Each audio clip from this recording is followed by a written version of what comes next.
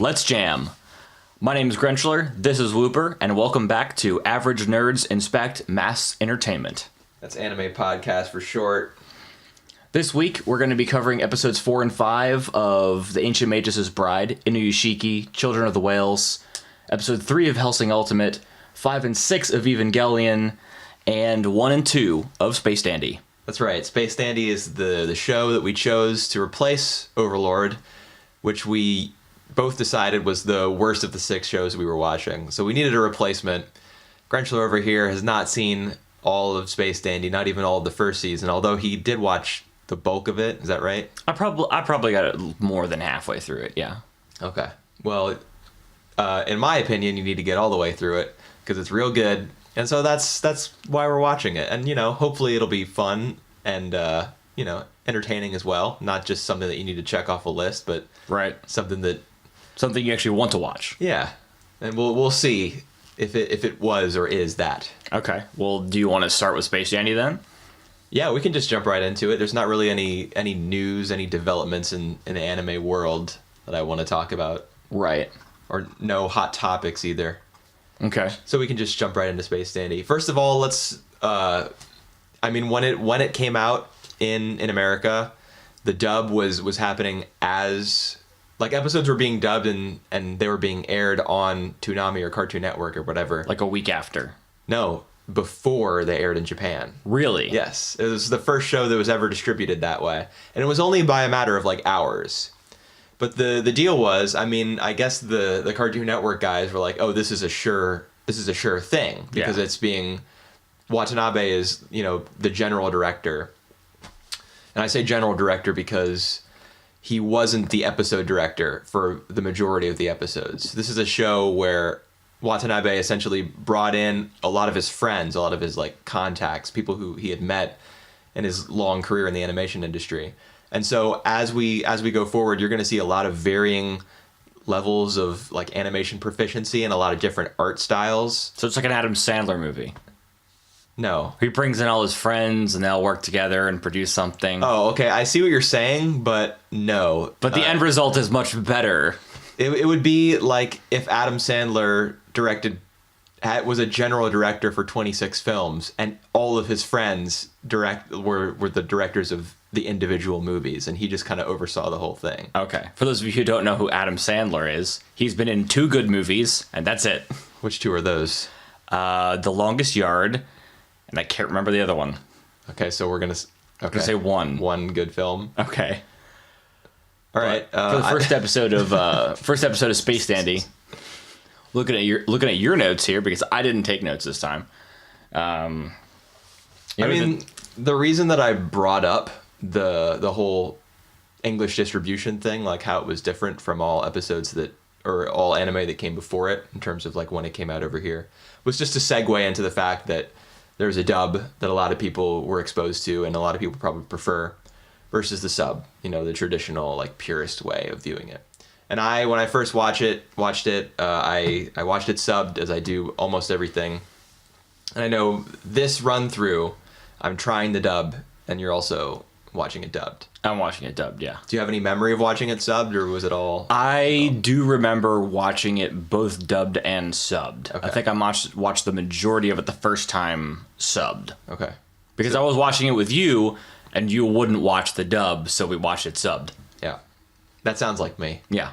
It is you. So what were your impressions of the first episode? And if you can remember any sub versus dub comparisons, you can incorporate those into your impressions. But if your memory isn't that strong or whatever, what'd you think of episode 1, the introduction to Space Dandy? It's such a weird roller coaster of things that happen throughout the episode. It doesn't follow any normal episodic structure. What do you mean by that? I mean, it just doesn't seem like it has a shape. It's how a lot of TV shows, especially ones that are aren't as serialized. Space Dandy is episodic. Yeah, because each episode is separate of all the others. At least its own story. At least some of them are. Yeah, because they die in probably half of them. Yeah, that sounds about right. I'd say there's probably a 50% death ratio. And so because of that, there aren't many shows that do that, because every show wants to grip you into keeping watching their overarching story so you get attached to the characters, whereas this one's just focused on creating entertaining stories that make you want to read the next book by the same author. If by that you mean episode, then sure. Yeah, just, book, author, episode, director. That's right. Just going for a parallel here. Yeah, the criticism of like Western animation as being too episodic is kind of a meme that I think needs to die. So when people get too fixated on, this is too episodic, it's not, or when they criticize anime for being episodic, that's just like, what matters is that the show is good. So rather than focusing on your identification of the fact that it is an episodic show versus a serialized one, I like what I'd rather focus on is your use of the phrase, like, it has a complicated shape. You can just put, all right, Grenchler's drinking coffee, y'all, and he's putting the mug down like really gently so that you can't hear it. Okay, you can just put the mug down. Yeah. No, don't do that. Is that better? We're gonna have to cut that out. Okay. Although I'm not in charge of the audio, so y'all may have just heard it. I like that you say that the episode doesn't have like a concrete shape. Yeah. Can you elaborate on that? Like, in regards to what specifically happens? Well, it just doesn't, parts of the episode don't feel like they kind of segue into each other. Like, what parts? I just watched it, but it's just, the whole show is abstract. Okay, well, you know what happens first, right? They're in their ship, and, well, first of all, the narrator introduces who Space Dandy is, and there's a theme song. Then it's him and QT, the robot, in the ship. And the very first line of dialogue that we get, or the very first scene, I guess, that we get after the theme song is Dandy explaining to QT that asses are superior to breasts. and then it ends with them, the whole episode ends by blowing up a planet and them all dying. Right, they blow up a planet and they blow up along with it. Yeah. But there is, he's talking about how much he loves butts, and then as a result of his apparent love for derrieres, they go to boobies. The chain. Boobies. Yes. Well, you pronouncing it that way indicates to me that you remember the sub. Yeah, that's one of the parts that stuck out to me because of the way he said it. Yeah. But I mean, they go to boobies as a result of his love for butts, and then they meet Meow there, whose real name is like meow. Something that's not pronounceable, right? Yeah, and then they meet him, so they pick him up, and then Meow... They don't exactly pick him up. They're like trying to capture him or something. Yeah. Yeah, I mean, they probably physically picked him up and took him onto their ship. I mean, it's like chasing him around the place. Yeah, he's like trying to capture him with bolas and just hitting everyone except his target. That's my favorite part of the first episode, is that scene at Boobies where he's trying to capture Meow. And he's like shooting him with his horribly failing. Yeah, but no, that's the great thing about it, is that even though he's a piss poor shot, and everything he's doing is failing in a sense, like, it ends up working. For example, when he shoots his gun and it accidentally hits the aquarium or whatever, and all the water comes out, which causes Meow to, I don't know, slip and fall and then get stuck in like a crate, and then he just sits on top of the crate. He's like, it's a chair. Yeah, it's a chair. He gets stuck between like the legs of a chair or something, and then Danny just takes a seat on the chair and starts talking to him. Yeah. That's like my favorite part of the first episode, I think. I like that about his character, that he's like totally inept, but he's coasting by, you know? He's so his confidence just brings him through everything. Right. Yeah, I like that about him. His if that was your favorite part of the episode, mine was the end, just on the planet. Yeah. When they're, first off, it takes them like 2 minutes in order to be able to teleport down. Yeah, that's pretty funny. Where they're standing on like... It'd be quicker to fly. Yeah. They're standing on the... Trust me, this is so much cooler. Is that what he says in the... Yeah. I watched the sub for the first one while I was torrenting the dual audio version of the first season. So I was able to watch the second episode, dubbed. And it was all right. It was pretty good. I like that QT's voice sounds extra robotic. Yeah, they put it through a bunch of like a vocoder or essentially, they use autotune or whatever you want to call it. Mm-hmm. Either of those. Yeah, it is pretty cool. They do a similar thing like a tiny bit in Japanese. Not while he's actually talking, but whenever his voice is sustained on a certain pitch or whatever. Okay. Then they'll mix it up a little, electronically, but most of the time you can't really hear that. Yeah. Yeah, my favorite part of that episode is that whole scene on the planet. It just has this incredibly fluid, colorful animation all throughout it. I mean, the scenes where parts of the planet are breaking off and these random aliens are just battling each other. A robot busts out of a mountain and starts beating down some other alien. I like the part where they catch on fire and then one of the aliens is made out of water and it's like just a centipede falls on top of them. Yeah, no, they dive into it. Oh, they do because they're about to burn to death. Yeah, so they dive into the alien and then they're totally fine. The animation during that whole sequence is so awesome, fluid and just amazing, and the music behind it. It's so upbeat and lively and just jazz. It is jazz. It wasn't, I don't think. Well, no, but it was, it was jazzy. That isn't... I know what you mean. It had a certain energy to it. Yeah. And it was... Yeah. I couldn't stop just smiling and laughing the whole time. It was just... Dandy's good at that. It was amazing. Yeah. Dandy's really good at making you smile and making you laugh. But as you get, deeper into it, there are more episodes that are capable of making you cry, or feel sad or... Right, episode 9, I think it is. I honestly, I don't remember. Yeah, but there's a specific one you're talking about. The specific one I'm talking about, I think, is from season 2, which you haven't seen. That's the one I'm thinking of. But that's not just one. There are plenty of episodes, that run the emotional spectrum. Right. There's a specific episode I'm talking about. I think it's 9. I just can't remember. So speaking of episodes, how about episode 2?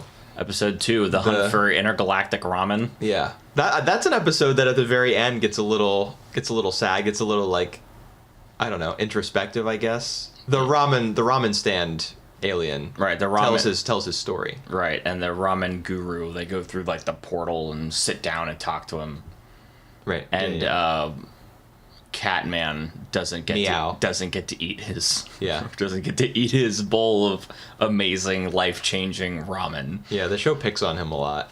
Yeah.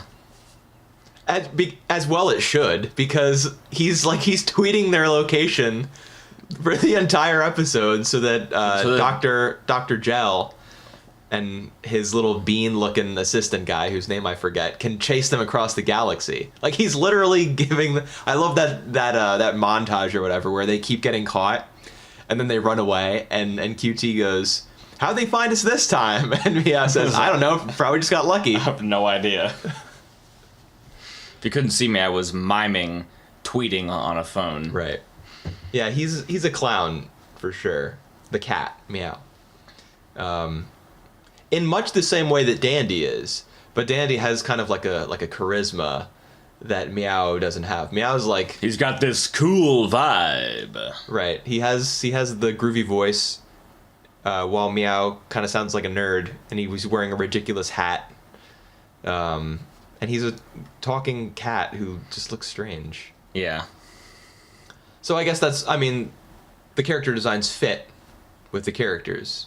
Meow's like a goof. And Dandy's pompous. He's got a pompadour and he's got the leather jacket going on, like a jock from high school, and he's got the slack leather pants and stuff like that. Does he wear leather pants? I know he wears steel-toed boots for some reason, so he can kick people. He explains it at some point, I'm pretty sure. I don't remember.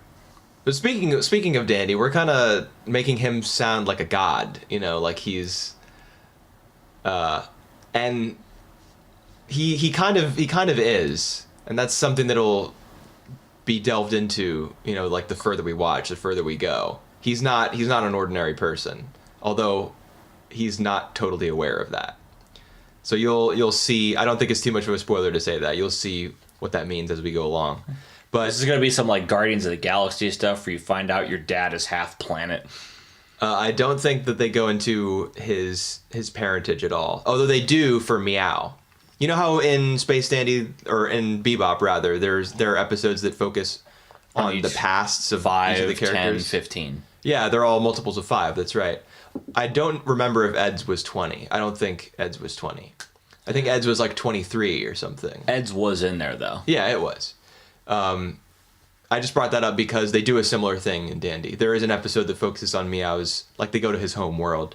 There's an episode that focuses on QT. I don't think gives his backstory, but like dedicates a whole episode to how QT was built.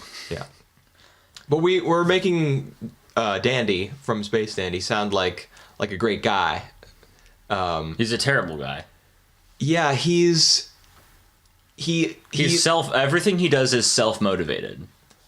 Yeah, it's self-motivated, and he's a little clueless, and he causes other people misfortune without meaning to. But beyond all that, he's like his goal in life is to eat at every single Boobies restaurant, because it's a chain of restaurants, as the narrator explains it.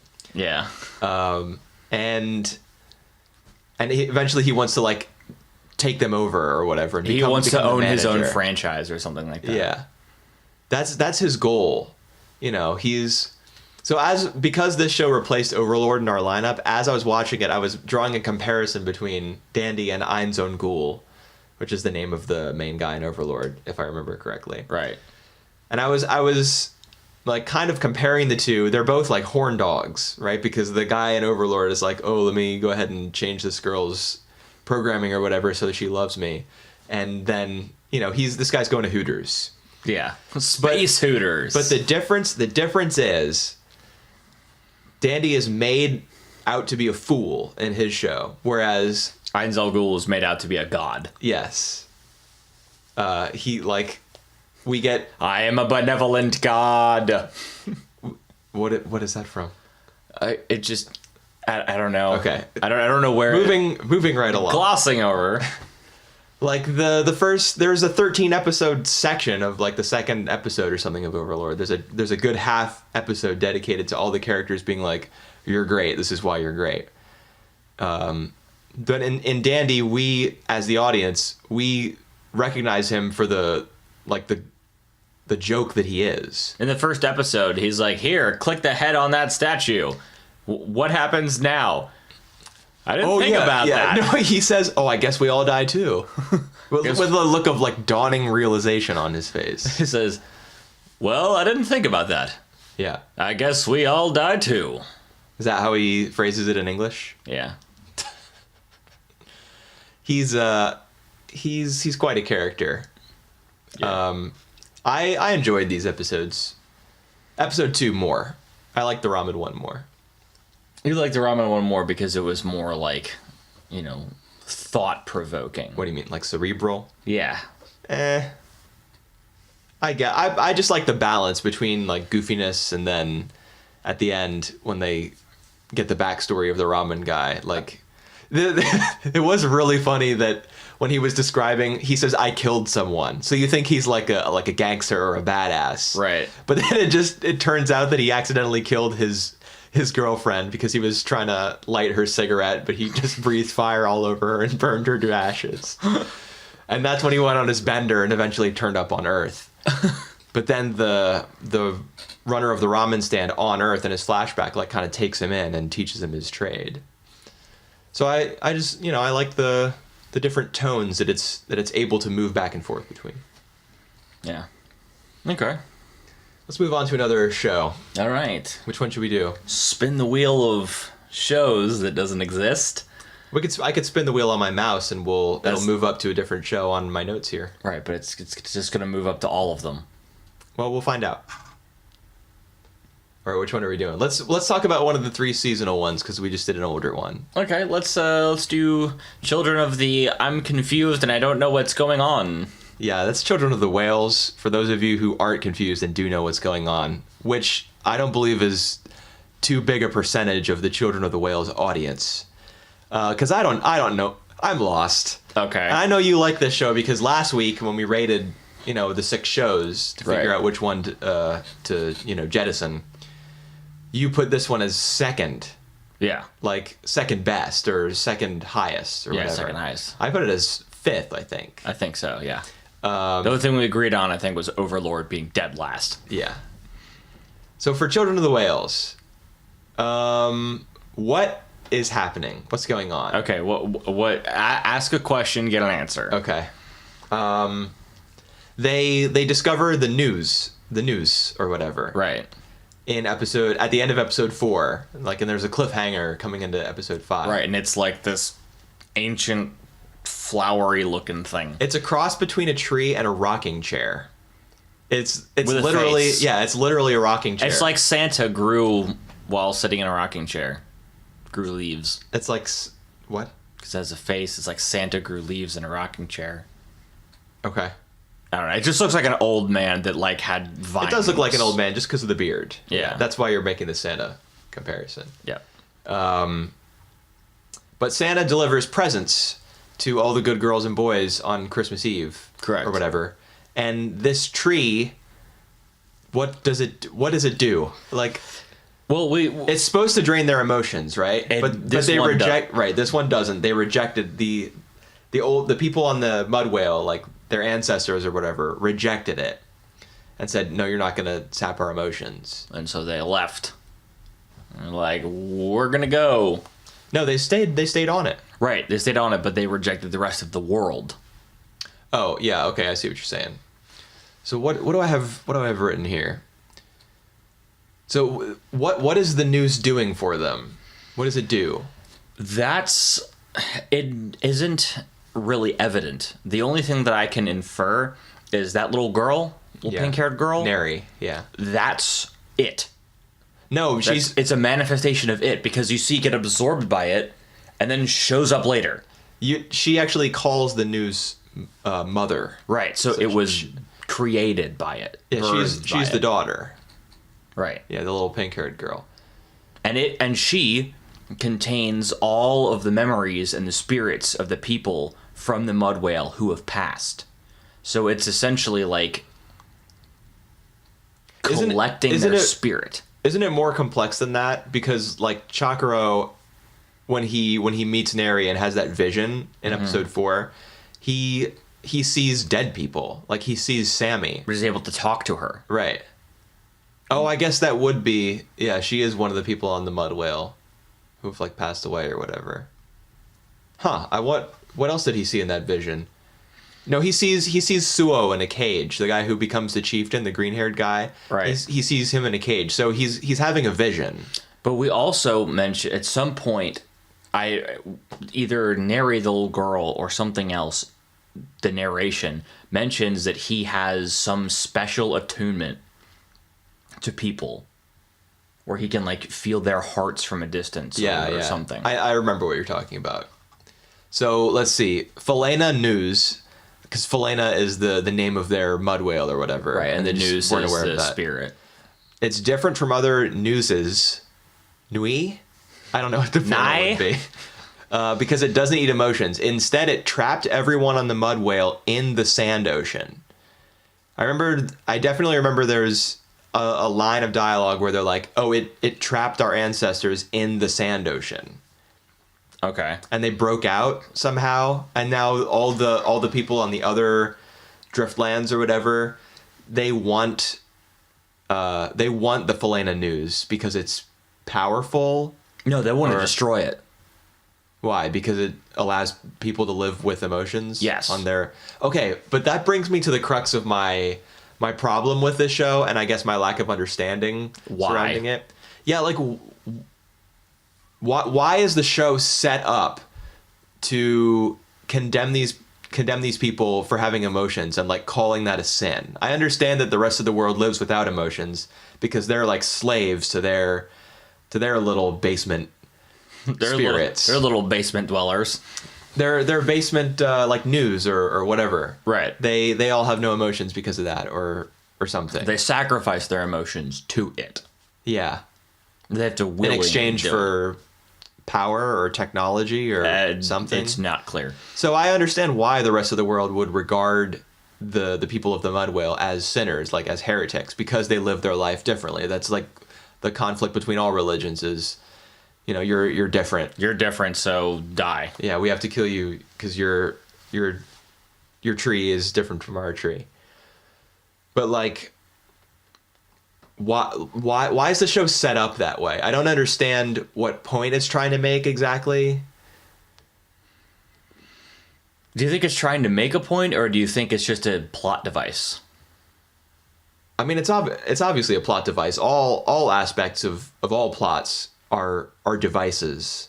Like, plots are constructed. They don't just emerge from some wellspring of storytelling. Right. Like they're all constructed to make you think a certain thing or feel a certain way. Well, so what's the deal with like? I'm just not invested in a conflict between a bunch of people in clown masks who are shooting these guys because they have emotions. I don't get it, dude. Well, that's not something I can explain to you. Because you understand what's going on. You just don't like it. I don't totally understand it. Like, I really don't get anything. So basically, people on Mud Whale have emotions. Yeah. At some point, Elder decided, we don't want to live emotionless like the rest of the world. So they left. No, that's the thing. Remember the Elder wants to commit like mass suicide. He wants everyone on the Mud Whale to die. Right. Why?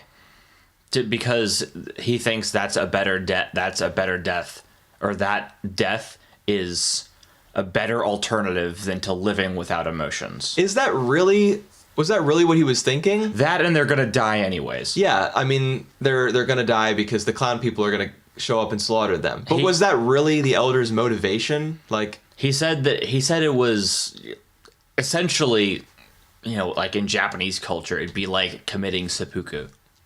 You mean Sudoku? Sudoku. Sure. It's, it's a self-sacrifice to be like, I'm firm in my beliefs and I'm willing to die for them. You can't, kill me over them. Right. I know what you're saying, but I didn't. And it makes sense that that would be why he's like, all right, Suo, you gotta explain to everyone that we're all gonna die now. I mean, it makes sense that. That's the only explanation I can think of for why he's trying to get everyone to. It's the only one that's offered. Yeah. I don't know. I'm just like. Maybe we'll learn more as the show goes on if we keep watching it. Yeah. Some like fuzzy spots, some blank spaces were definitely filled in the course of these two episodes. Like, some of my questions were answered. I know why they're trying.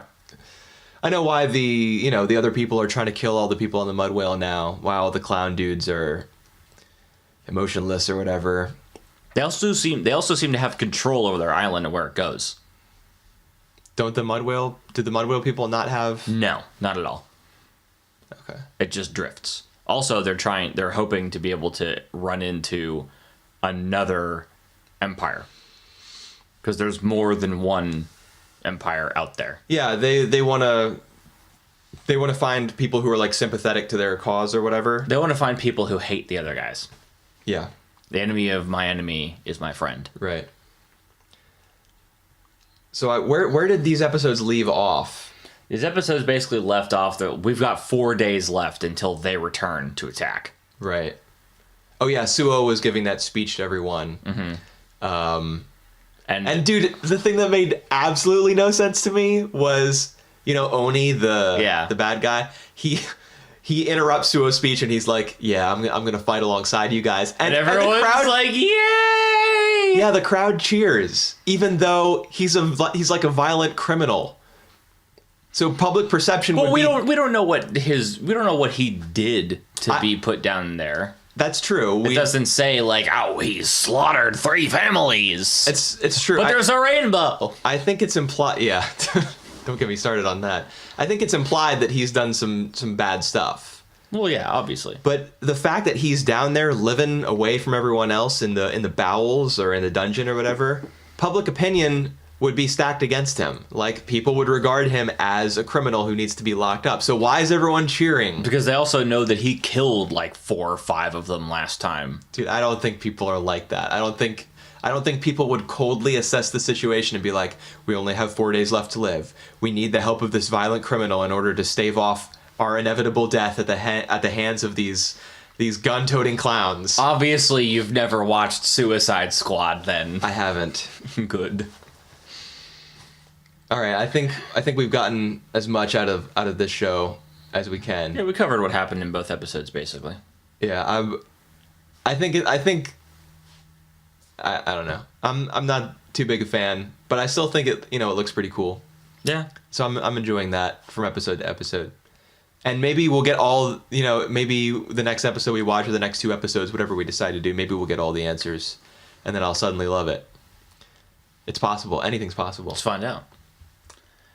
So let's move on to one of our older shows. Yeah, you want to do Hellsing or Eva? What do you want to do? I don't know, let's just do Hellsing because it's right here on screen. Okay. There was more bloodshed, there were more guns, there was more vampiric activity. Yes, there was. In this episode. And there was there was a sprinkling of plot. This is really all I expected, though, to be fair. I wasn't expecting, Citizen Kane when I picked it. I guess when you're talking about plot, I mean, the whole episode, everything that happens in a show is part of the plot. But I think what you're referring to is the little reveal we got at the end that the mad scientist guy is, he's the head of the last battalion or whatever. The last battalion of the Nazis. Yeah. Who want to create an army of the undead. Or Midians or whatever, people on the borderline between life and death. That's how he referred to Alucard. Yeah. So we know that now, that's their plan. Although I think that was pretty clear. In a show about vampires and about Nazis, you got to figure the Nazis are trying to make an army of vampires. The undead. Yeah. Or zombies or whatever. There's also you also learn that the Vatican helped that last battalion escape. Yes, down to South America. Yeah. Which is where the bulk of this episode takes place. In a hotel in South America, where you can't tell that it's South America. Right, the penthouse suite. And the other guy's in some motel. What other guy? Remember at the start they lost all their security in episode 2. Everyone died. Right. So they hired mercenaries. Yes, they hired mercenaries at the beginning of this episode. Oh, I see what you're saying. The other guy being like the guy with the eye patch. Yeah, the head of the mercenaries. He was in another hotel. Yeah, it's like, you're staying here in the penthouse. I'm in some crappy motel over there. No, I thought he was just not in the penthouse. I thought he was just like on a No, he was in a completely separate, like a Motel 6 or something. Okay. Watching the events unfold on TV and be like, oh man, I gotta go do something. Yeah. Speaking of TV, that was how the main conflict kind of got kicked off. Was like a false news report was aired saying that the 2 people who are staying at in the penthouse suite have killed 7 people. Right, and that those 2 people are Alucard and Police Girl. Yeah. Saris. So then, as a result, that news story sets the precedent or whatever, like justifies the SWAT team barging in there, but they all die. Yep. And a bunch of other people die. Dude, my favorite death, I guess, was the part when Alucard has come down to like the main floor of the hotel or whatever, and he like flings a whole bunch of SWAT members out the window, and they all land on top of the flagpoles. Yes, they're all impaled on flagpoles, every one of them. That's a lot of flagpoles. It's a lot of guts. I think I saw more guts in this episode, like like entrails, organs, and stuff than I had in the first two. Well, this one was made probably about a year and a half after the other two. Yeah, that's possible because there was like a long development cycle, I guess. What was it, 6 years from '06 to 12? Yes, 6 years. Yeah. Episode 4 through 7 is done by, I don't remember. I think it's Madhouse. They didn't do the first 3? Some other studio did. Yeah, I know it switches studios twice. 3 times. Well, there are 3 studios, so it switches twice. Oh, yeah. Okay. But yes, you're correct. There are 3 studios. So that was funny. Like that made me laugh out loud when they all. How do you even get skewered on a flagpole? Like it has a little like a sphere at the top. Wouldn't you just bounce off if of you're it? falling fast enough? Dude, the human bone is really hard. Well, what if it just goes through a rib? Yeah. Don't question it. It's anime. It didn't. Yeah. Every anime gets a free pass to do whatever it wants. Don't question it. It's Japanese. One of the main characters can walk through walls It's true. and essentially do a Jedi mind trick. Yeah, and that was one of the things I appreciated most about this episode was the portrayal of him as like really sinister and really scary when he was doing his Jedi mind trick on the concierge or whatever, like the guy at the desk. Yeah, the receptionist or whatever. Yeah. It was like really spooky how he was able to. Because the guy just turns into. Yeah, like a smiling puppet or whatever. But Essentially.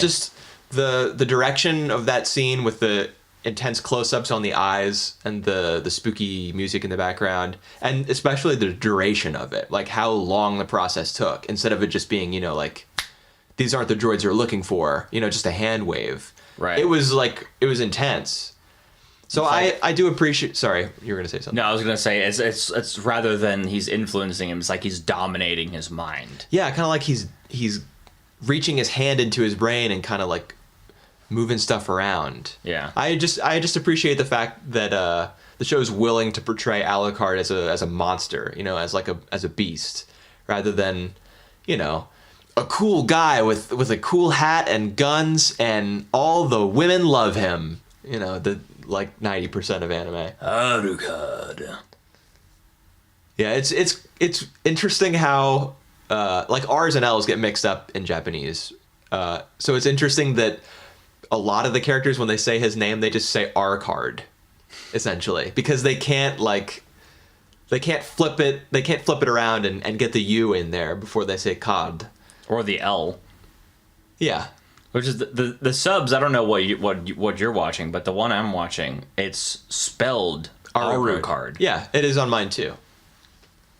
Even though it's not spelled that way. Yeah, it's just pronounced that way. I guess they do it so there won't be like that disconnect in your head of I'm hearing it one way, I'm seeing it another way. And I mean, it's obvious who he's supposed to be. He's like a famous vampire. We didn't get any flashbacks this week to because at the start of episode 2, we got that flashback to him being beaten. Yes. The first time. And essentially that's when he was being bound to the Hellsing organization. Right. We didn't get any more of that. I was kind of disappointed by that. Yeah, instead we got the brief standoff between Anderson, Hellsing, and Iscariot. Yeah. Yeah. Between Anderson and Alucard. The leader of both of them. Yeah, I was a fan of how that was broken up. With just the tour group, and Sarah's just like, right this way. Yeah. That kind of gave me a Full Metal Alchemist vibe. Just like there's some huge conflict and then something silly. Yeah, something silly breaks right it in the up. Middle. Yeah, with kind of deformed animation. Yeah. But I like it. And I like it that they mostly reserve it for her character, because she's like the relatable one. She was a human and now she's part of this crazy world. What did you think about the fight scene between Alucard and I can't remember his name, but the card dude. Yeah, I thought it was cool.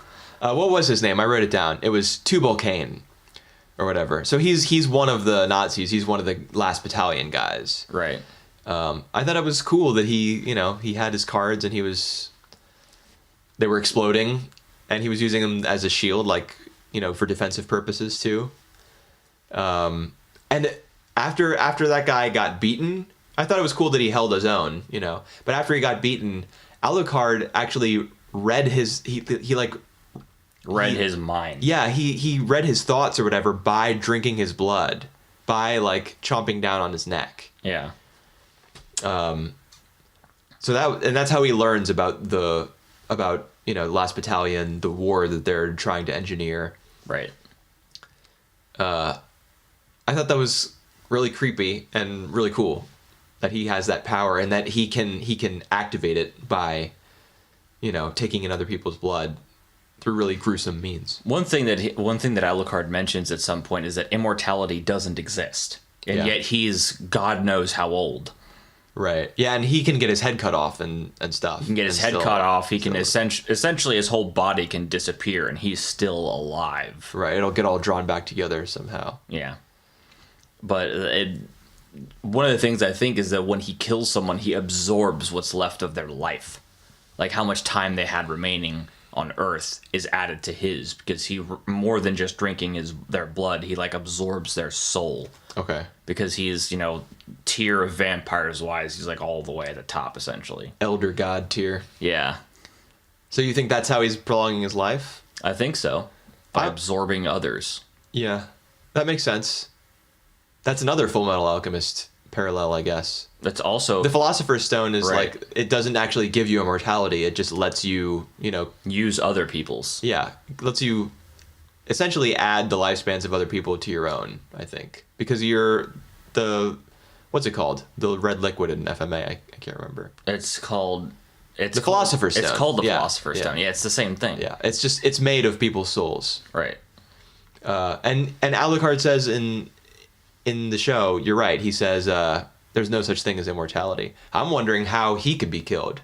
Would a stake through the heart do it?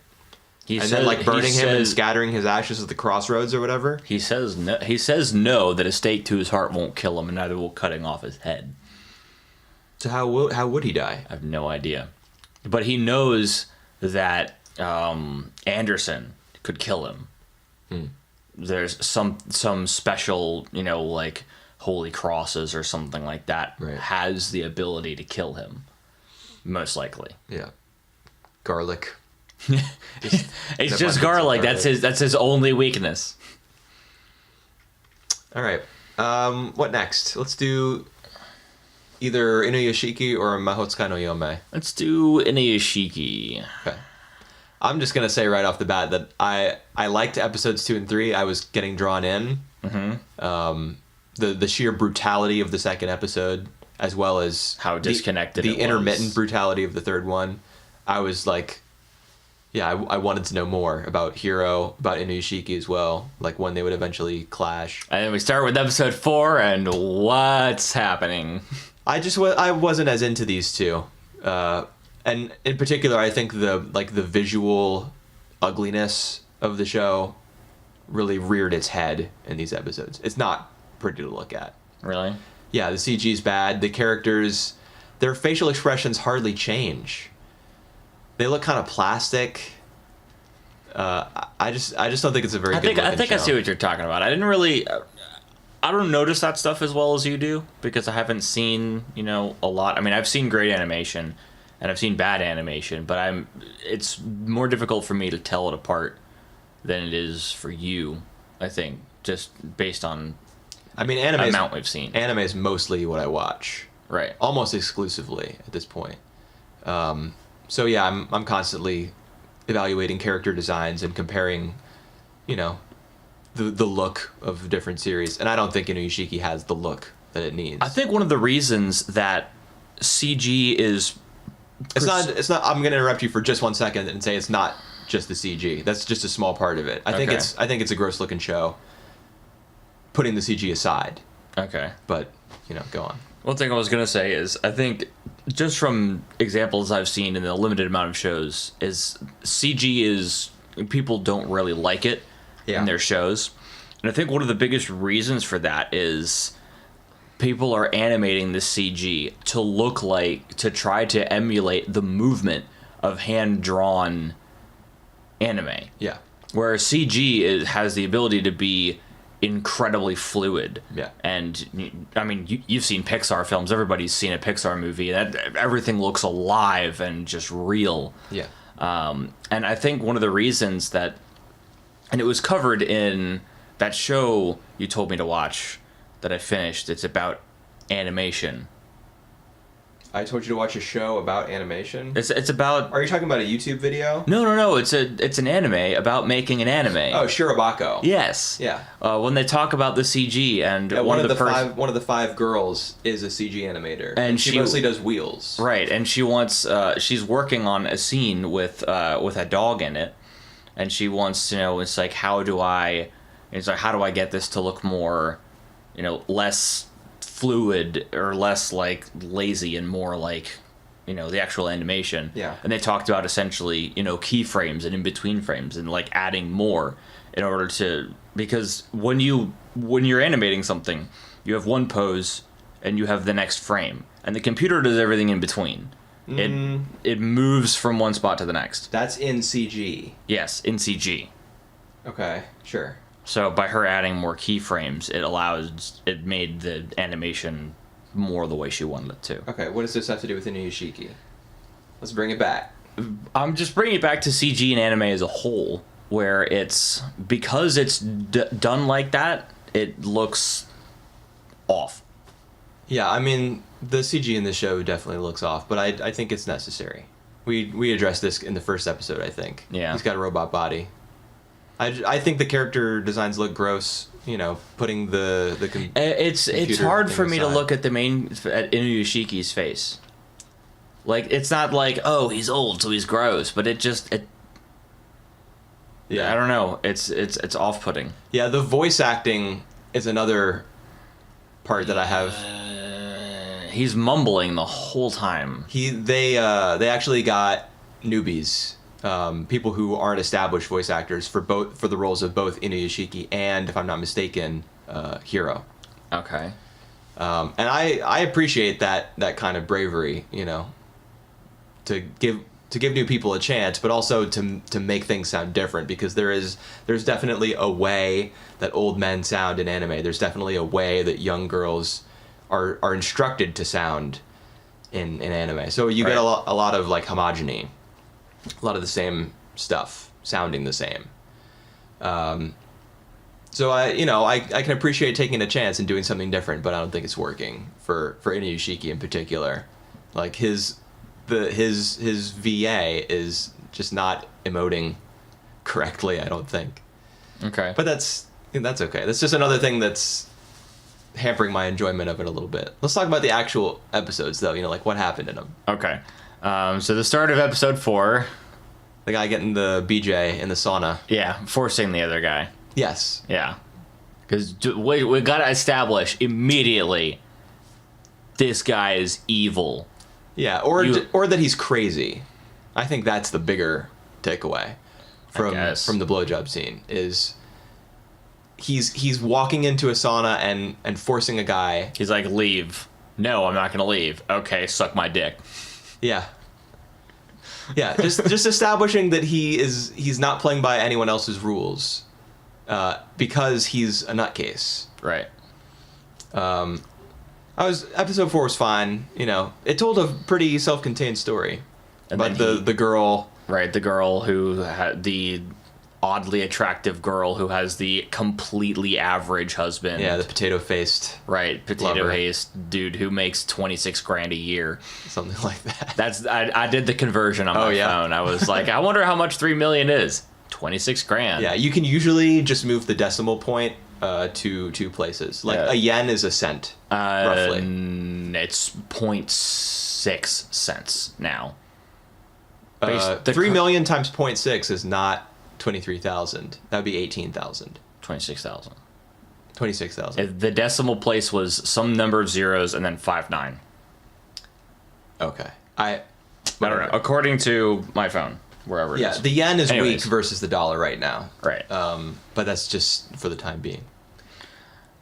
So he saves her, and he goes to the Yakuza hideout or whatever. Well, he doesn't save her first.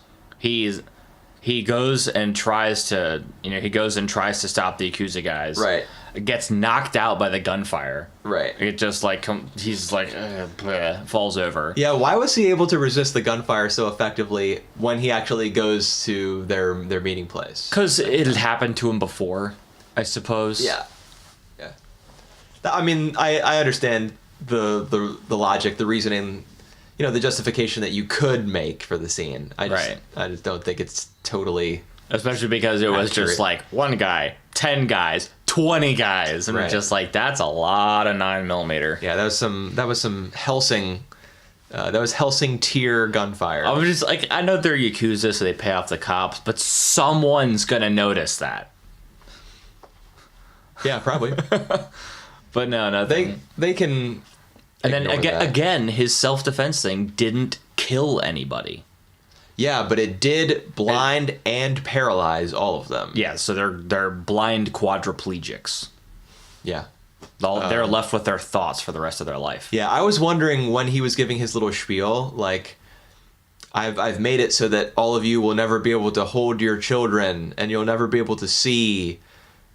He was saying all this in like a very quiet voice, and they were all like screaming, like, my eyes! Fuck you, old man! We're gonna kill you for this. We're gonna get you. My leg! They probably didn't hear him. That's just a problem with like the audio mixing, though. Another issue that I had. Yay! What studio is this? Mappa? Yep. Yeah. I used to be a big Mappa fan, but they've let me down consecutively now. Oh, okay. Was there like a general staff change or? The common opinion is that they're overworked. Okay. I don't remember whether it was during the spring or during the summer, but they had 3 shows going on at the same time at one point, and one of them, Rage of Bahamut Season 2, looked really good. It was clear that a lot of effort was being put into that one. The other 2, not so much. Yeah, like Shokoku no Altair, which I was covering on my blog. And I think I probably complained to you multiple times, like, I hate this show, I don't want to write about it anymore. Which one was that? It's the one that's like Persia. Oh, yeah, okay. Like Persian warfare. Just I remember recreating history in animated form with, more colorful characters. So episode 4, it was pretty standard, I think. It was like a self-contained story, and it was about Inuyashiki, like being a hero, saving the girl for the guy, and kind of rededicating himself to the idea of saving people. Episode 5, tons of training montage. Yeah. I wanted a training montage, and I got like 30 seconds. Yeah, but I was kind of pleased just with the idea. Like, just the fact that they would show... What is the kid's name? You... Oh, I wrote in brackets, guy who won't go to school. Yeah. I didn't get his name. It's like Ando or something. Ando. Yeah, Ando. Sure. We're going to call him that. Okay. Let's hope that's right. I was intrigued by the fact that he was, like, brainy enough to summon Inuyashiki to his house by speculating, if there are more robots out there, they must have, like, supersonic hearing or whatever. Right. It's like he says that he can hear everything, so maybe this guy can hear everything. And if he's saving people, help! Yeah. And then I like that he's so invested in Inuyashiki, like, becoming a hero, and he wants to train him, and he's, like, encouraging him, use these compacted cars or whatever, just try to blow them up, or... Right. And then creates just a giant fuck-off crater. Yeah. I like that Inuyashiki's, like, learning to control his powers and stuff. That's cool. He can fly. Yeah, he can heal people. One of my favorite parts of the show so far was him learning to fly in, like, the 3rd episode or something. Yeah. Yeah. It's just funny. What is that old man doing with his shirt off? When he comes back down and he just, like, lands with a thud on the ground. But that was in a past episode. Yeah. And we had... What went on with Hiro? Hiro, his mom found out that she had terminal cancer, and he cured her. And then he's like, hey, I have a part-time job where I day trade stocks. I steal money from ATMs because I'm a robot. Right. He wants to move in with his mom into a nicer place. Yeah, and we see him with his dad, because his parents are divorced, and his dad's remarried and has 2 little kids. Yeah, he goes to his stepbrother's birthday party. Yes, and he acts totally normal. Yeah, there were a couple points during like the birthday scene or whatever, and even when he was interacting with his mom, where I was like, is he gonna snap and kill a member of his own family? Yeah, but he acted totally normal. For the most part, it's not normal to cure your mom's cancer, and it's not normal to be stealing money and like kind of forcing your own mother into moving into a better apartment. Right. Like kind of suggesting this is the way it is, rather than, oh mom, can we please? I think one of the most important parts of that episode was when he had a dream that he cut himself with a piece of paper and he bled. And he's like, finally, I'm human again. Right, and then he wakes up and he's staring at his hand and nothing's wrong with it. Right. He also... so he does want to be human, like he doesn't want to be a robot, I guess we can infer. Yeah, he doesn't want to get in the robot. Yeah. Man, nobody wants to get in the robot. What is this? Only Inuyashiki, only the 58-year-old man is willing to embrace his destiny. Destiny. But a couple other important things happened with Hiro. One was that he sees his mom watching the news broadcast, and she's like, "Where are this kid's? Whoever this murderer is or whatever. Where I'd like to meet his parents." Right, and that person deserves to rot in hell. Yeah, and then he says, "What if it were me?" What if it were me? And she said, "I guess I'd burn with you." Yeah. And as a result of that, he thinks to himself, I'm gonna stop killing people. Yeah. I didn't believe that. I guess I should clarify by saying his resolve, he seemed resolved in that statement. Like he seemed to really mean it, I guess. Mm-hmm. But I don't buy the plot development that he would say that or think that. They're like, well, my mom says this, so I gotta stop killing. Yeah, like, why would someone who's that insane, who's killing people just because he can and just because it gives him like a rush or a high, why would someone who's that mentally, off, why would they hear their mom express the death wish, I guess, for them and for herself, and that why would that trigger in them? Oh, I gotta stop. Well, I mean, you saw how distraught he was with when his mother told him that he had terminal cancer. Yeah, or what appeared to be distress. I mean, he knew at the time, he knew he could heal it, and was still visibly distraught. Yeah, he was like hugging her and crying and stuff. Yeah, like a normal son would if your mom says to you, right, I have pancreatic cancer, it's spread to my lungs, I have a month left. Yeah. I also didn't really buy him crying like that.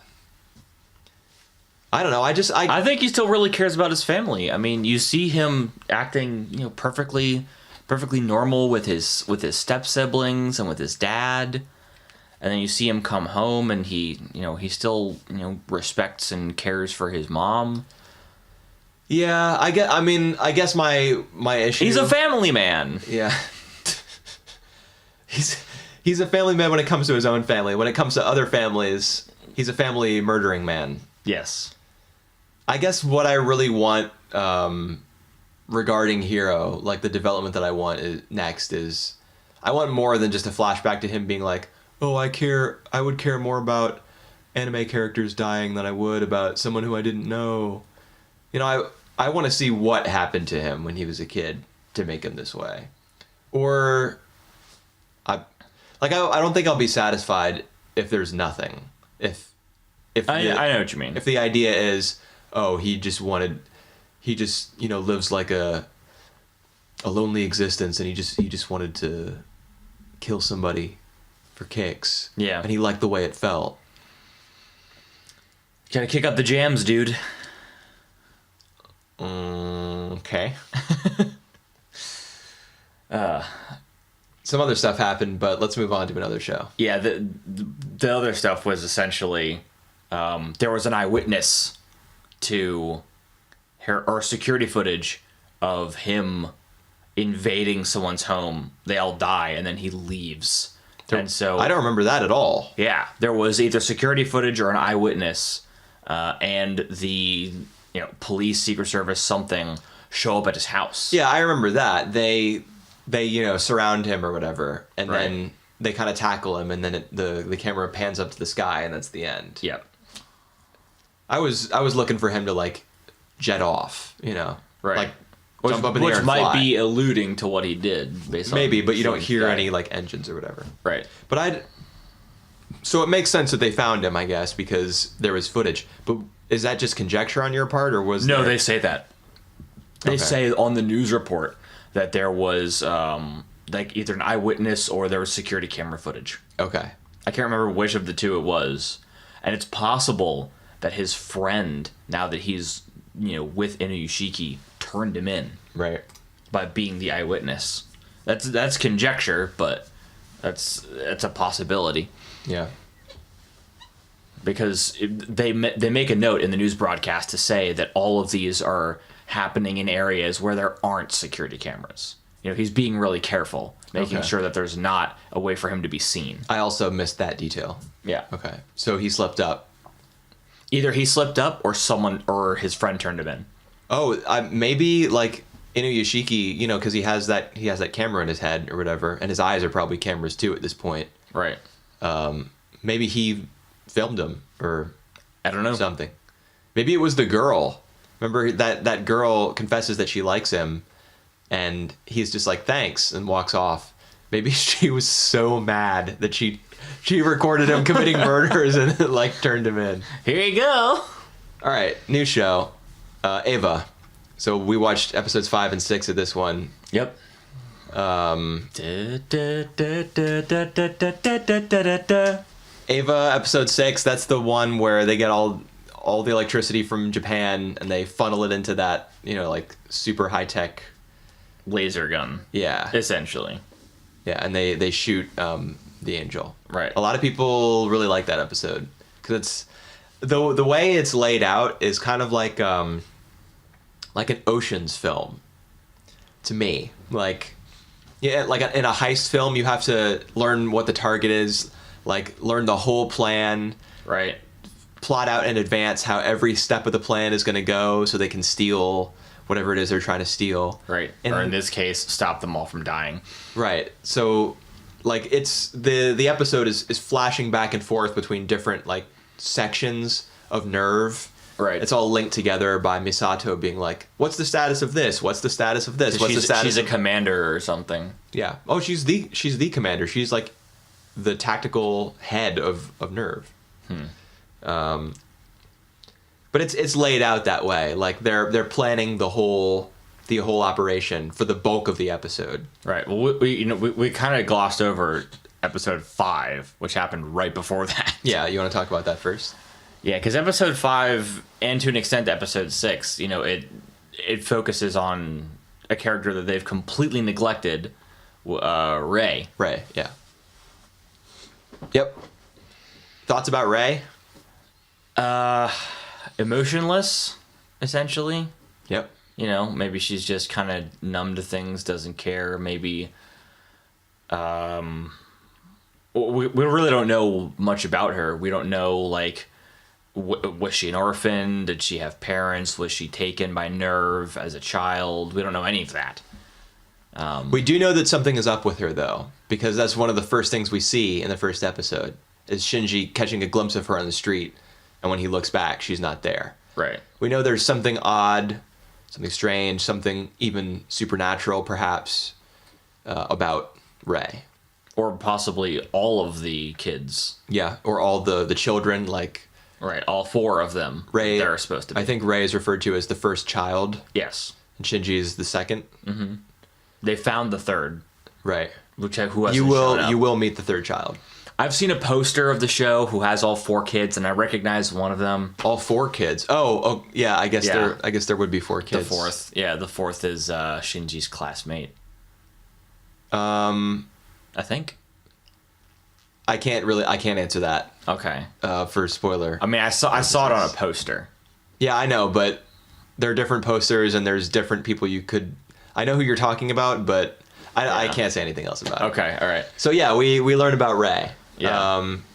We learned that Shinji's dad and Rei have a close relationship. Right, because Shinji's dad like tried to save Rei after like the first Unit 01 or Unit 00 experiment, went wrong. Right. Which was, I guess, a couple months ago or something. It says 22 days ago, I think, is the little thing that flashes on screen before.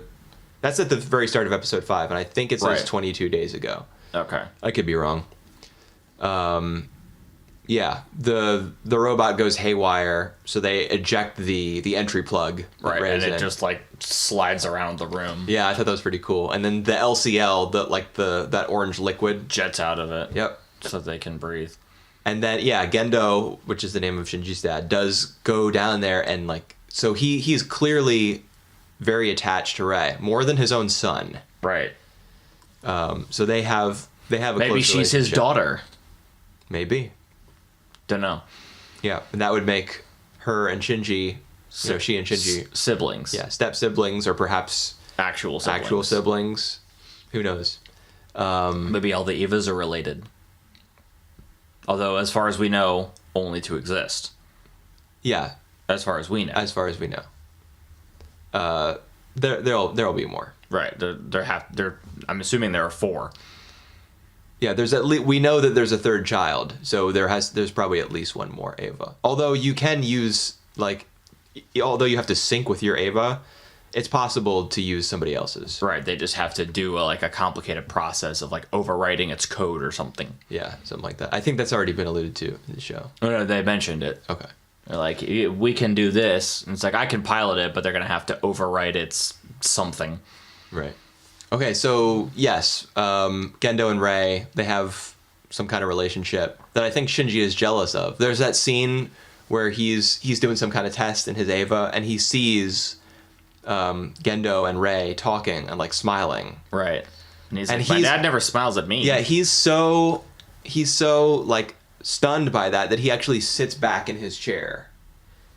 And then later he's asked by Ritsuko to give her the ID card. Right. So he swings by her apartment. That whole scene was just...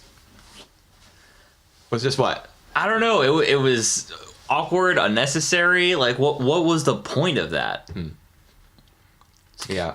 I can understand why you would feel that way. Because anime has a bad reputation as, the guy's falling on top of the naked girl, his hand ends up on her boob, and he accidentally squeezes it or whatever, and then the girl goes, yeah, and except she's just completely emotional. Can you get off of me? That's kind of what makes the scene for me.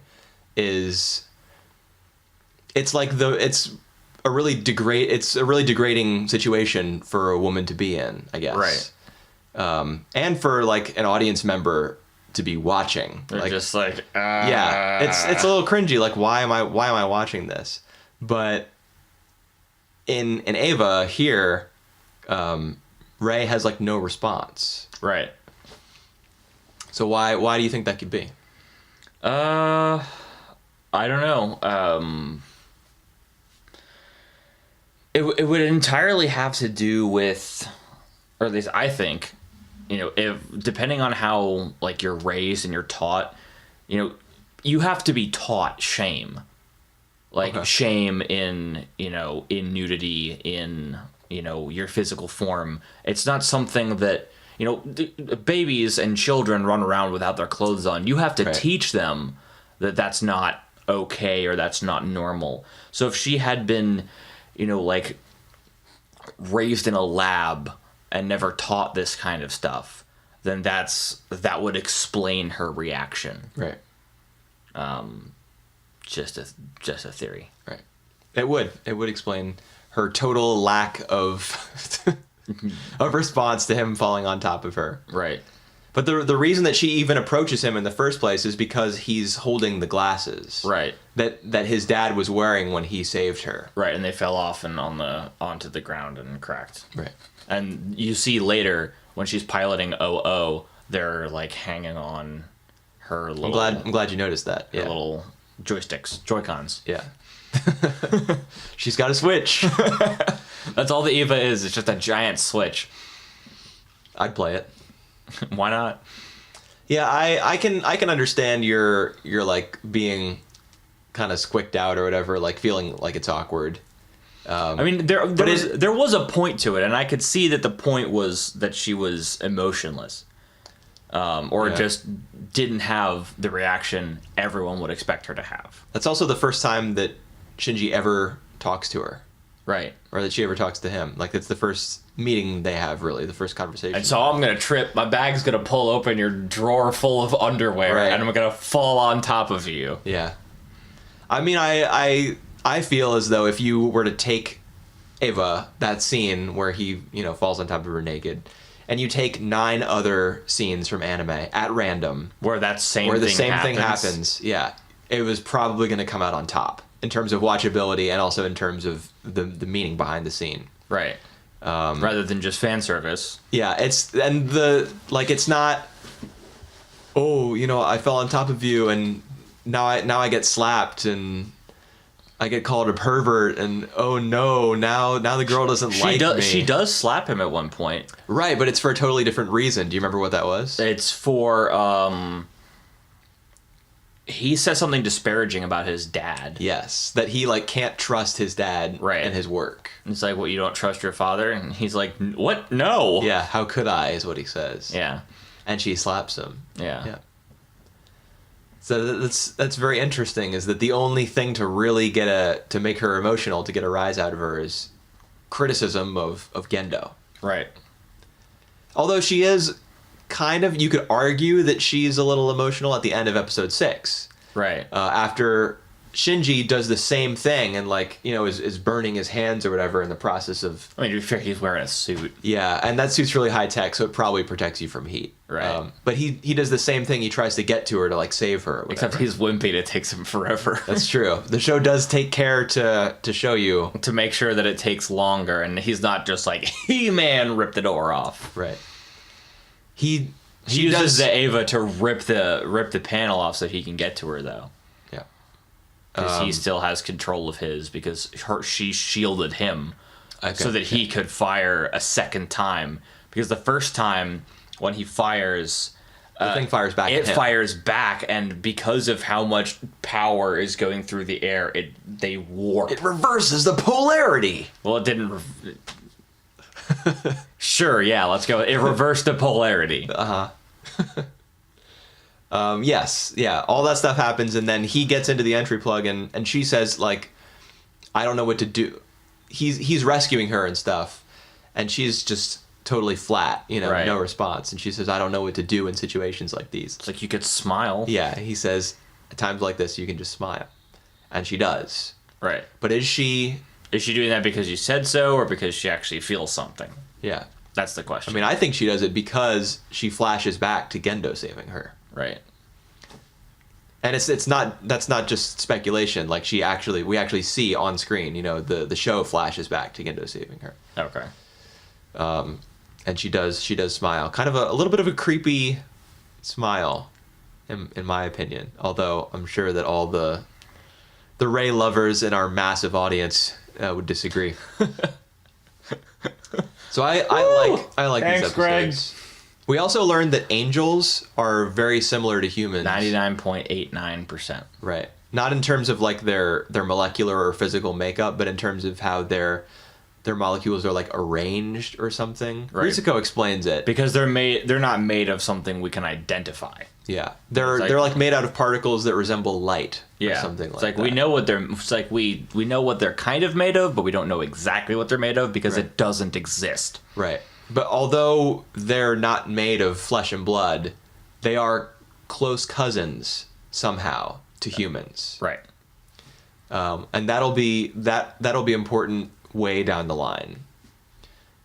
So already, just we're not even a fourth of the way through the show because there are 26 episodes. I know we're at 6. But already there's a hint of there's some supernatural stuff. There's some alien stuff going on. And the one thing they've never been able to analyze from an angel is the core, because it's always been destroyed. Because that's what you have to destroy to stop it. Right. But they got the core. They got like a good sample. Right. But it's destroyed. Right. No. I think it's intact, and they just are unable to analyze it. Oh. Okay. I meant like it's cracked or it's damaged or something. You know, it's not perfectly whole. All right, that's enough about Eva. The last one is Mahoutsukai no Yome. Let's go ahead and do that one.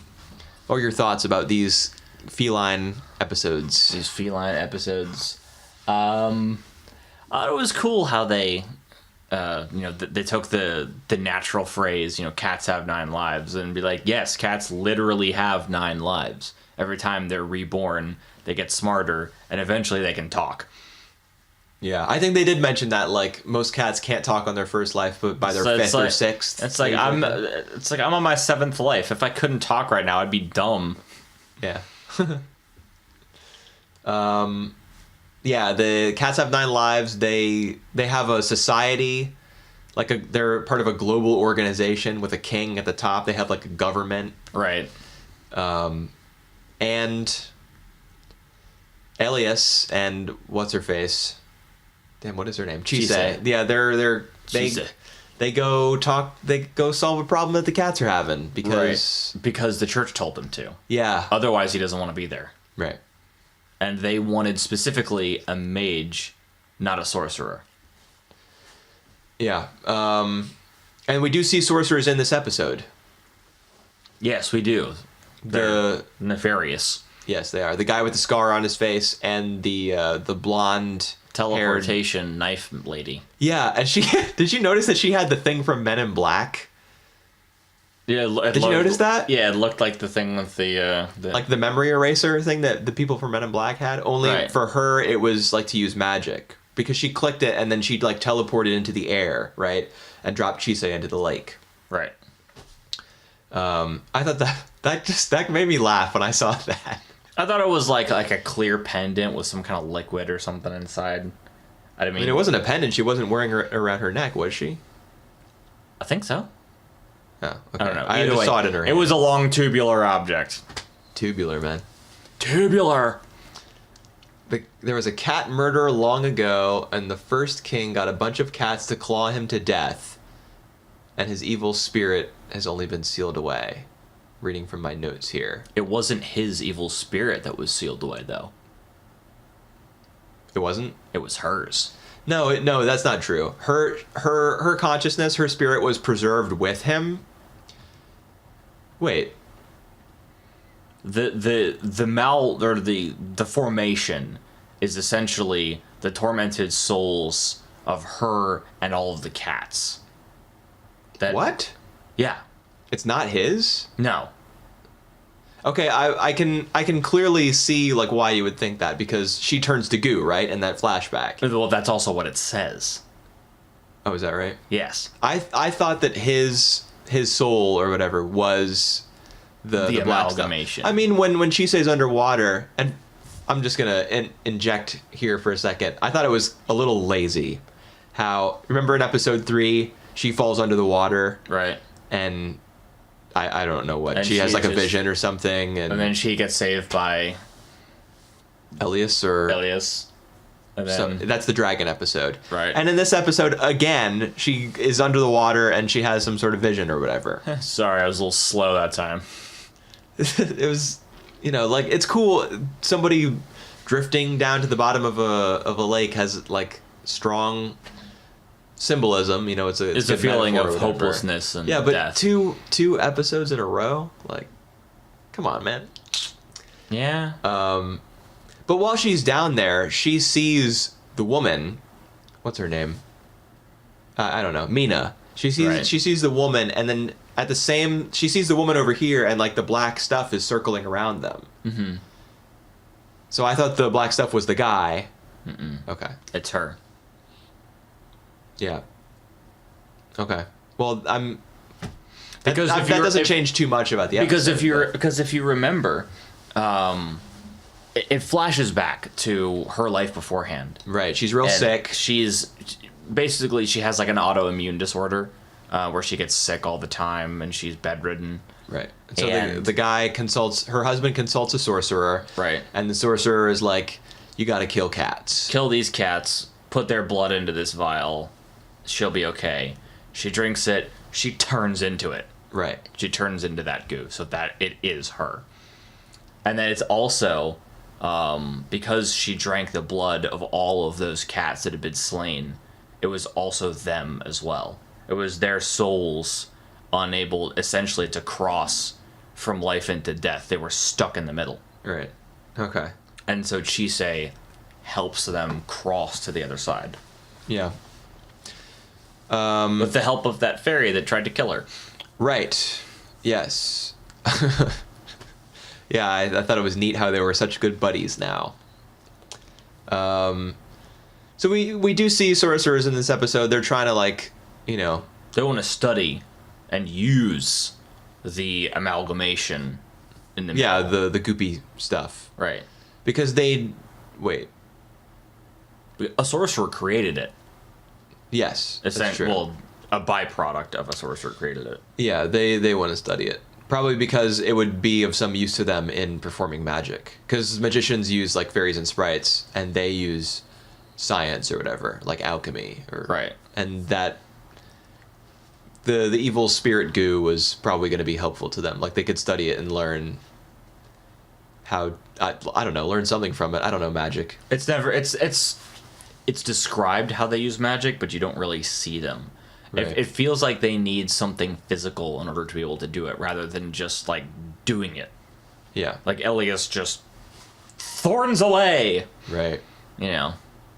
Yeah, the woman does need the Men in Black memory eraser thing. Right. So they probably need some kind of tool. And the other guy doesn't do anything. He just appears, says a couple menacing lines, and then is never referred to again for the rest of the episode. I forget how they get repelled. Like, how they get pushed back. Oh, he does the thorn stuff. Yeah, and then they're just not seen again. Okay. I guess they just, like, run away or they teleport or something. Yeah, well, the woman can teleport. Right. Apparently. But they show up to try to...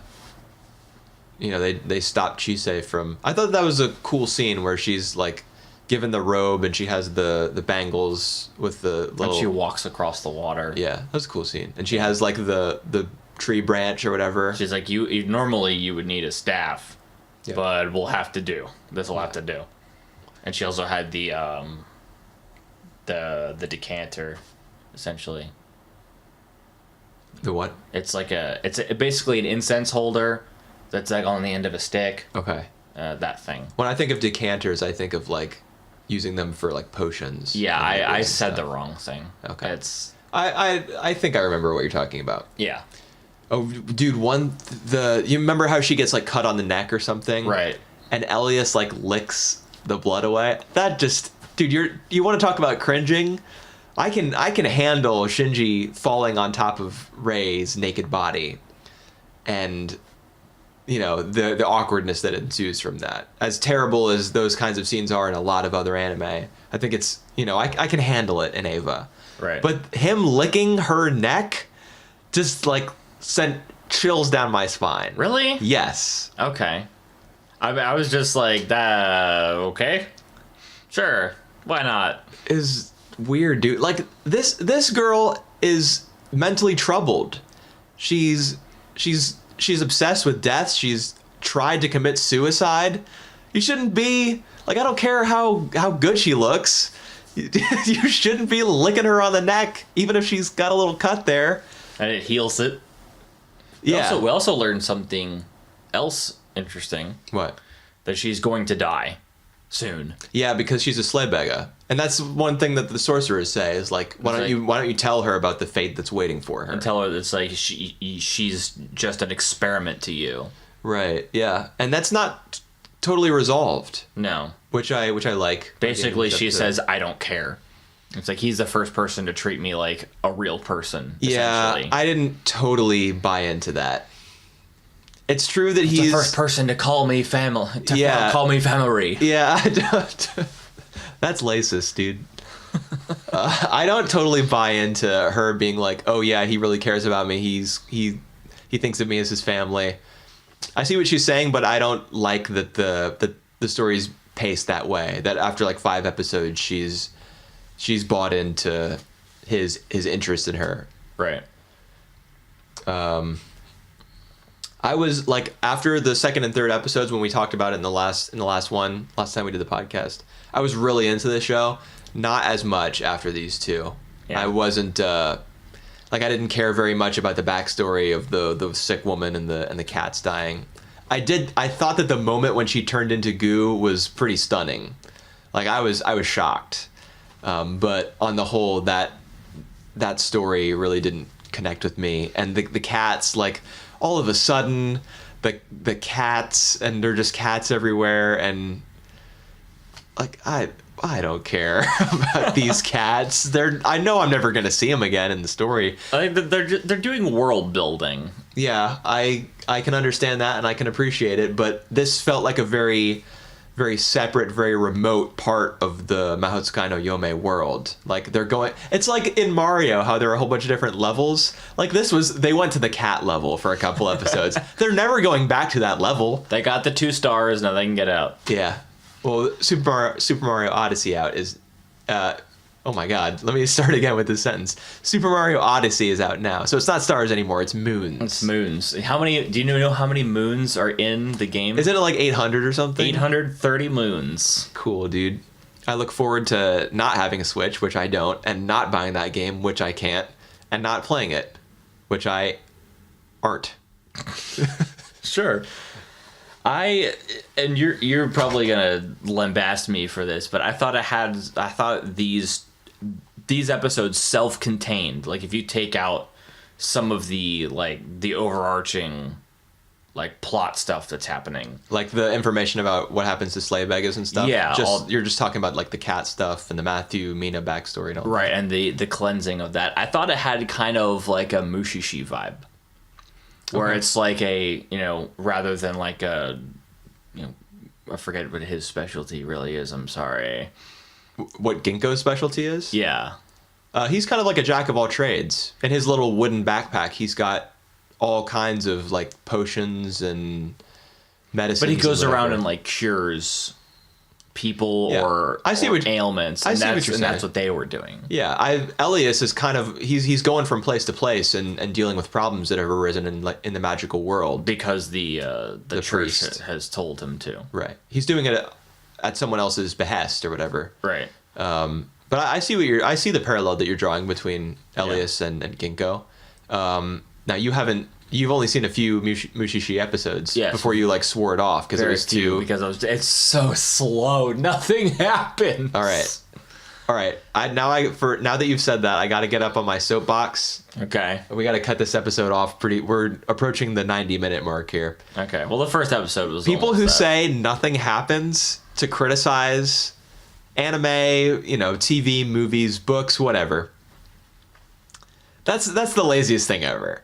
Yeah. What matters is how, not just like what happens, how much plot there is, how much you can sink your teeth into, but the way the show goes about portraying what happens. The execution is what really matters. How you feel about the characters, like what they do, if they respond accurately. Well, I felt like I didn't care. Yeah, well, there you go. You weren't into it. But maybe I watched it a long time ago. Like a long time ago. It's very slow. But nothing happens is wrong because Mushishi is actually a very, very human show. There's always a person with a backstory at the center of the events in every episode. Yeah. Their life is being, thrown into disarray somehow by the Mushi. I feel like so something definitely happens, and the show is very methodical in exploring what that something is.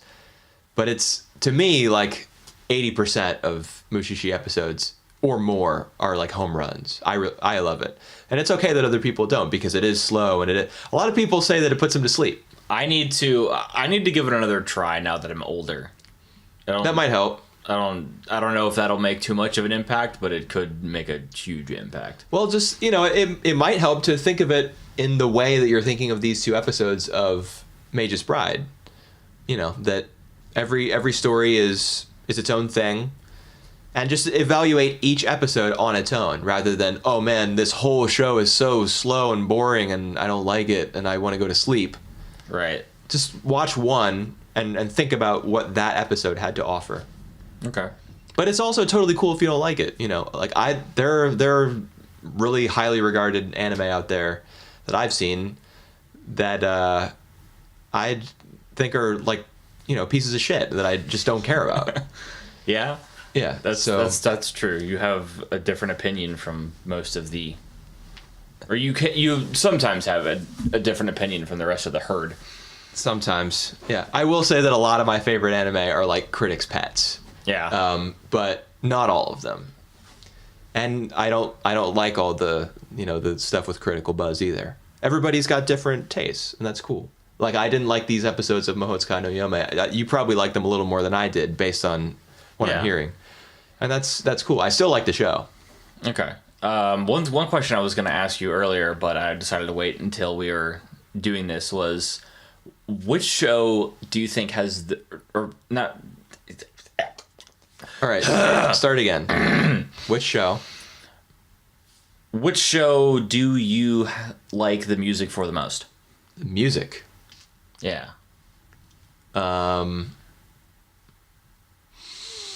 Like which one? Dandy. Yeah, I was also going to say that. That's why I said I know your answer. Okay. What do you think is the worst? To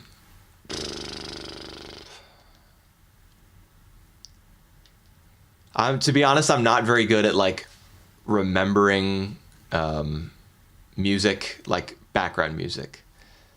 I'm good at remembering OPs and EDs, and I'm good at remembering music that plays over top of action and stuff. But stuff that plays in the background, I'm not great at remembering.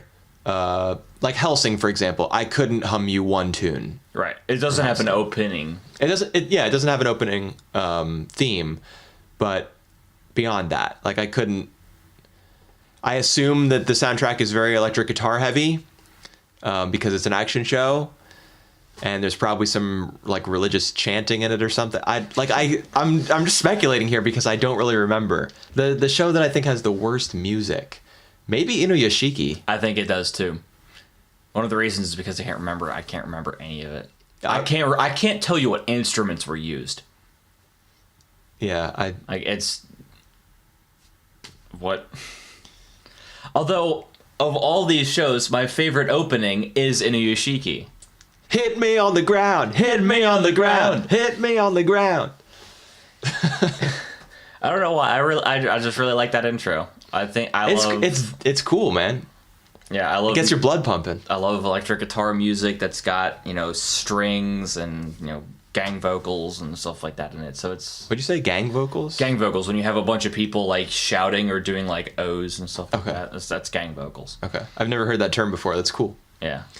Yeah, I think Inuyashiki probably has the worst music. I also can't remember much about it, but yeah, dude, I can't remember anything about it. And my favorite ending is Children of the Whales. I think I'm a visual person because all I can remember is the sands, the CG sand, because that's all that displays. That's all the ending is. Yeah. Yeah, I don't remember the song though. Yeah, I like the music for it though. Oh, my favorite ED is of these is dude, I don't remember them all. Yeah. But it's probably Dandy. Yeah. It's because there's a clue to the nature of the show hidden in the ED. So next time you watch, you can look for that. Okay. We've passed the. Yeah, go ahead. Sorry. I was about to say, I think it's time for us to break out the ratings boards and see where we're at this week. Yeah, last time we did it to see which show we would drop, but I guess we're making it a tradition. Yeah. We're already past 90 minutes, so this one was long. Yeah. We apologize to all of our 6 viewers. You think 6? Yeah, that's probably an overstatement. All right, are we going from best to worst? Worst to best, right? Do you want to go worst to best? Yeah. Okay. Before we wrote these down, you said to me, and I quote, "You're gonna hate me." Yeah.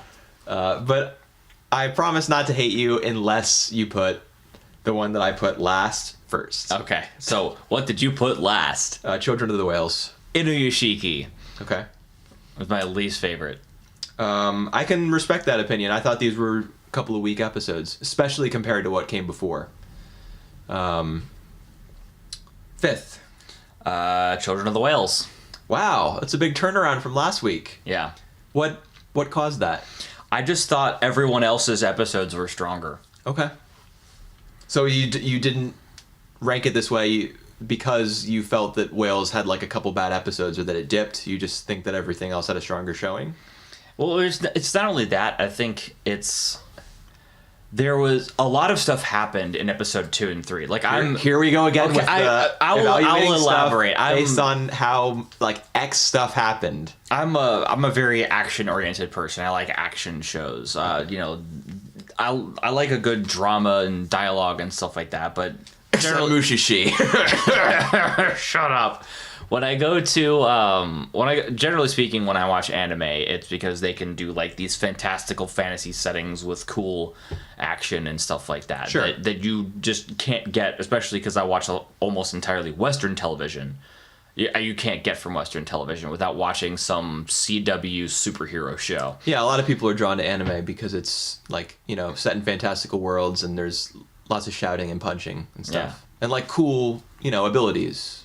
And also, I was kind of with you a little bit that it was explanations were not great. It's confusing, dude. What I'm mostly confused about with that show is why it's been written this way and why the world is set up narratively the way it is. Like, what was their reasoning behind it? Yeah, like why tell this story? Why watch this story? Those are my main questions about it right now. I kind of get everything that's going on in the show. Okay. So you put Whales fifth. What'd you put fifth? Hellsing. Okay. Fourth? Hellsing. Okay. Inuyashiki. Okay. Do we have the same bottom three? Hellsing, Whale. I put in Whale Hell. Okay. Just abbreviated everything. Dude, the next time I watch Children of the Whales and something happens that I don't agree with or that doesn't make any sense, that's what I'm gonna think of. I'm in whale hell right now. Okay, so we have the same bottom three. They're not in the same order. So where'd you put third? Third place was Magus. Same. Okay. Second? Eva. Okay, I put Dandy. Okay. And first, Ava. Space Dandy. Okay, cool. I really love episode 6 of Ava. Not as much as I loved 4, which I gushed about last episode. But I do really like both of these episodes. I like both Dandy episodes too. Although I think that 2 is better than 1. So it's probably why I put They're Ava better than higher. each other for different reasons. The episodes or the shows? The episodes of Dandy. So why is episode 1 better? Episode 1 has like what in video game terms when like some big action sequence happens, you call them set pieces. That's not a video game term, dude. Okay, well then That's a story term. Okay, well you can Space Dandy. The first episode had a lot of those huge action set pieces. Okay, yeah. Which made it have better action than the second episode. So I guess episode 2 would be better narrative-wise. Yeah, like further establishing who the characters are and also giving you a little bit of a different flavor at the end. With a different type of story. A different flavor at the ramen stand. I thought that little detail about, he sends the stuff through the wormhole and by that time the noodles are stale and the broth is cold. Right. I thought that was an interesting little detail because that means that the ramen must have been that much better at his stand, even though it didn't have all the crap on top of it. Mm-hmm. Like it would have. I wish like Dandy had a stronger reaction to eating it. Maybe I think one of the reasons he didn't. I think one of the reasons he didn't is because he always likes to come off as like calm and cool. Yeah, and he was also like, oh. Yeah, he was primarily concerned with mocking Meow at the end of that episode. Right, like you didn't get eaten any. Yeah. We didn't talk about Scarlet at all. Scarlet. She's the woman from the Alien Registration Center. Right. The redhead who has those amazing martial arts skills. But I mean, we're closing in on 100 minutes now, so we should probably wrap it up. She'll be back. She's not a one-time character. She'll be back. Oh, okay. Well, I know he goes there because that's how he gets paid. Right. But even putting those scenes aside, she does play a bigger role than just... Is she Faye? Does she come in later? She doesn't join their group. No. Okay. I'll say that. But she will factor into the story. Okay. All right. If we stall for 10 more seconds, it'll be 1 hour and 40 minutes. Okay. Should we wrap it up before then, or? We're not going to be able to concisely wrap it up before then, because at this point, with me talking, we just passed it. We have passed it. Yeah, exactly. Okay. Thanks for listening.